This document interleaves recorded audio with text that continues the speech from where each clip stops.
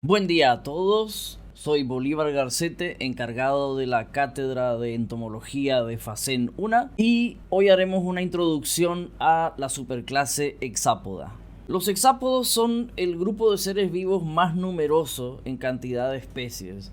Se conocen más de 1 millón de especies y se siguen describiendo todo el tiempo especies nuevas. Los hexápodos han conseguido poblar prácticamente todos los ecosistemas de la Tierra. Tenemos acá ejemplos: insectos que viven en alta montaña, con nieve, otros que viven en desiertos, otros que viven en selvas, otros que incluso conviven con nosotros en nuestras casas. Las diferentes especies están involucradas en todo tipo de relaciones tróficas imaginables, ya sea como consumidores primarios, es decir, herbívoros, ya sea como parásitos, como predadores, como descomponedores, como hematófagos o micropredadores, como le llaman algunos. Y es así que la vida de muchos seres vivos depende de hexápodos, ya sean estos como alimento, ya sea que estos actúen como polinizadores, ya sea que sean dispersores de semillas, simbiontes mutualistas, aportadores de nutrientes al suelo, etc. Mientras tanto, la vida de muchos otros seres vivos se ve afectada de manera negativa por otra serie de especies de hexápodos, ya sea que estos sean predadores, o sean parásitos, o sean vectores de enfermedades, o compitan por el mismo recurso vital, etc. De esta manera, el ser humano también se ve afectado, ya sea positiva o negativamente, por especies de hexápodos que interactúan con él o que afectan a especies relacionadas con los humanos. Tenemos acá, por ejemplo, unas colmenas de abeja al lado de una plantación para que sirvan de polinizadores y de paso también den miel. Tenemos casos de plagas como esta plaga de langostas. Tenemos transmisores de enfermedades, como el caso de la leishmaniasis transmitida por algunos psicódidos. Los hexápodos muestran también una gran diversidad de estrategias de reproducción y desarrollo postembrionario, que va desde el ametábolo, donde prácticamente el individuo permanece sin mucho cambio desde el huevo hasta llegar a adulto, pasando por el hemimetábolo o paurometábolo, donde el individuo va cambiando gradualmente,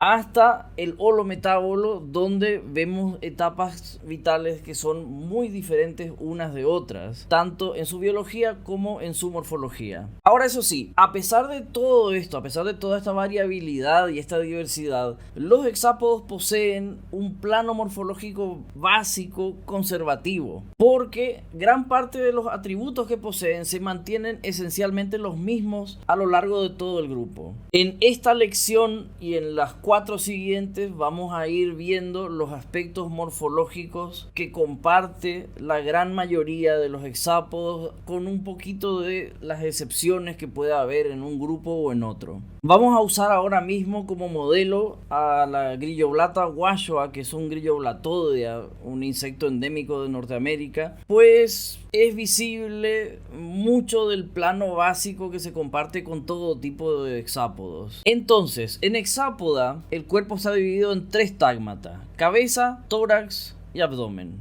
La cabeza normalmente lleva un único par de antenas y solamente en el orden Protura es que estas están ausentes. Existe un par de ojos compuestos, normalmente si es que no faltan por alguna adaptación. Existe un máximo de 3 ocelos, uno central anterior y 2 posteriores laterales.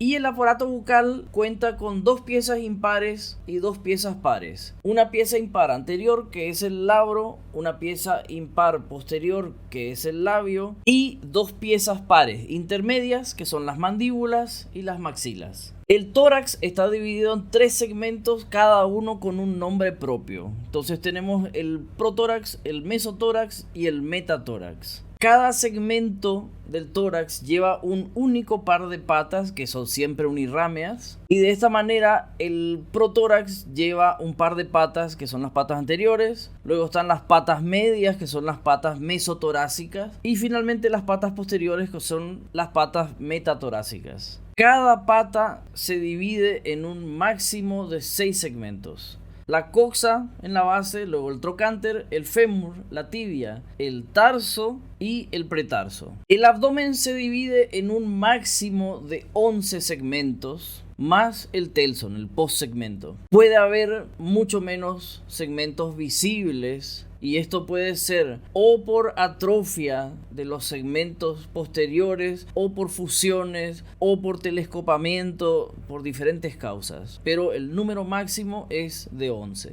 Normalmente el abdomen no presenta muchos apéndices, por lo menos no presenta apéndices locomotores. Puede presentar algunos apéndices anteriores o intermedios en algunos grupos, muy pocos grupos, y los únicos apéndices que normalmente van a estar son aquellos del postabdomen, que son los apéndices reproductivos o gonópodos en los segmentos 8 o 9 o incluso 10, y en el segmento 11 los cercos, que son apéndices sensoriales. Además, es importante decir que la mayoría de los hexápodos, que es el clado Pterygota, que forma el mayor cúmulo de especies, posee alas o es primariamente alado. Es decir, que todos tienen un origen común alado, a pesar de que puedan existir algunas especies ápteras, es decir, sin alas. Y estas especies aladas llevan un máximo de 2 pares de alas, y estas alas siempre están asociadas, un par al mesotórax y otro par al metatórax, y a este conjunto de mesotórax y metatórax se lo conoce como pterotórax, justamente por ser el que posee las alas. En algunos órdenes de insectos paleozoicos, como el orden Paleodictyoptera, se llegaba a observar algunas estructuras en el pronoto, o sea, en el protórax, similares a alas, pero que no eran articuladas, sino eran proyecciones fijas que se conocen como lóbulos paranotales. Este tipo de estructuras ya no existe en ningún grupo de hexápodos vivientes. Hasta hace unas décadas, lo que sería hexápoda ahora, lo que sería la superclase hexápoda, era considerado una sola clase insecta. Actualmente se divide hexápoda como una superclase conteniendo 2 clases, entognata e insecta,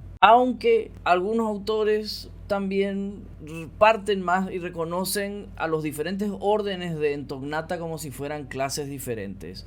Nosotros vamos a ver esta parte más adelante en otras lecciones, así que por ahora es todo esto. Muchísimas gracias y nos vemos en la siguiente clase.